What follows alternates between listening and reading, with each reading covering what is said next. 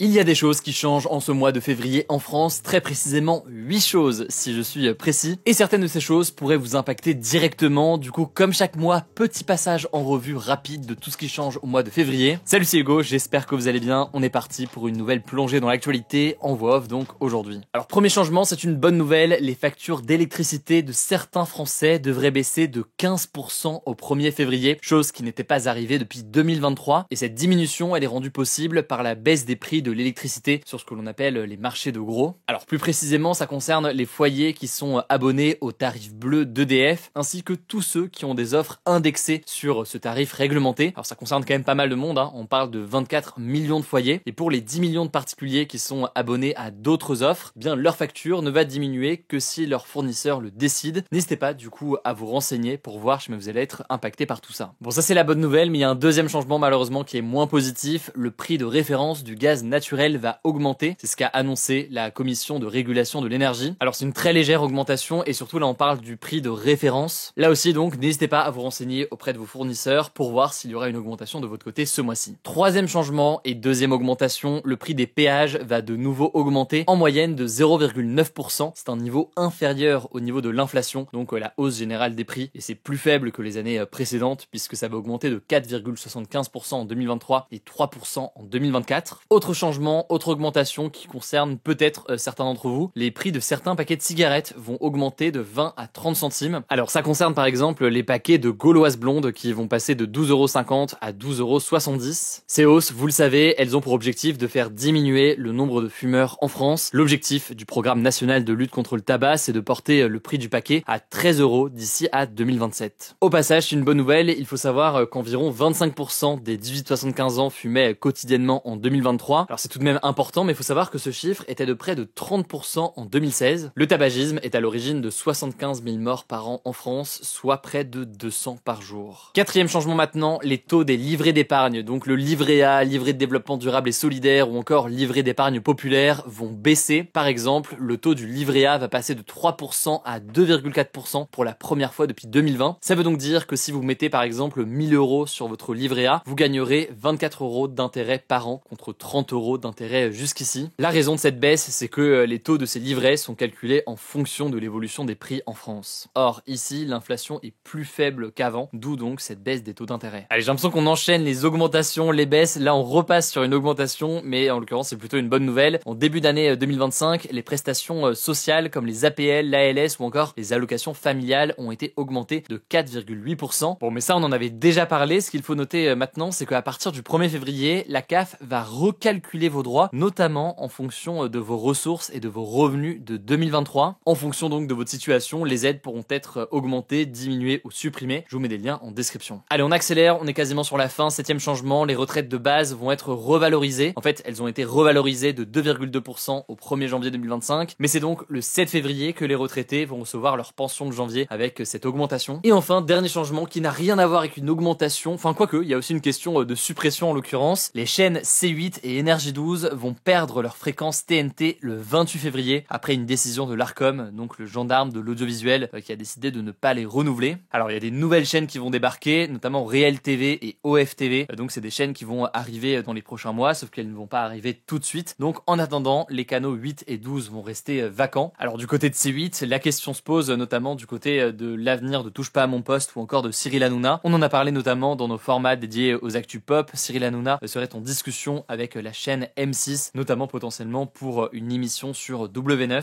Au sein du groupe M6, de nombreuses personnes s'y opposent. On aura l'occasion donc d'en reparler. Voilà, en tout cas, moins de choses qui changent en ce mois de février, mais ça me semblait quand même important de faire un petit point rapide. Je vous laisse avec Blanche pour les actualités en bref et je reviens juste après. Merci Hugo et bonjour à tous. On commence avec cette actu. Le Hamas a dévoilé ce vendredi les noms des 3 otages qui seront libérés ce samedi en échange de prisonniers palestiniens dans le cadre de l'accord de trêve à Gaza. Il s'agit donc du franco-israélien Ofer Calderon et de 2 Israéliens, Keith Siegel et Yarden Bibas. Le bureau du Premier ministre israélien, Benjamin Netanyahou, a indiqué avoir reçu la liste des otages et a promis une réponse détaillée après examen de la liste et information des familles. Autre info concernant le Proche-Orient, Israël a annoncé ce vendredi avoir frappé dans la nuit plusieurs sites du mouvement islamiste Hezbollah au Liban. Il faut savoir que ces frappes interviennent alors qu'un cessez-le-feu est entré en vigueur depuis fin novembre. L'armée israélienne les justifie en disant qu'elle ciblait plusieurs infrastructures terroristes du Hezbollah qui présentaient, je cite, cite, une menace à l'est du Liban, notamment une infrastructure souterraine permettant, selon elle, la fabrication d'armes. 2 personnes ont été tuées dans ces frappes et 10 personnes ont été blessées, selon le ministère de la Santé. En tout cas, malgré ces bombardements, l'armée israélienne affirme rester engagée dans le cessez-le-feu entre Israël et le Hezbollah au Liban. Deuxième actu qui concerne l'accident aérien qui a eu lieu mercredi soir à Washington aux États-Unis. Il n'y a actuellement pas assez d'éléments pour déterminer les causes de l'accident, selon l'agence américaine de sécurité des transports. On en parlait hier, un avion et un hélicoptère militaire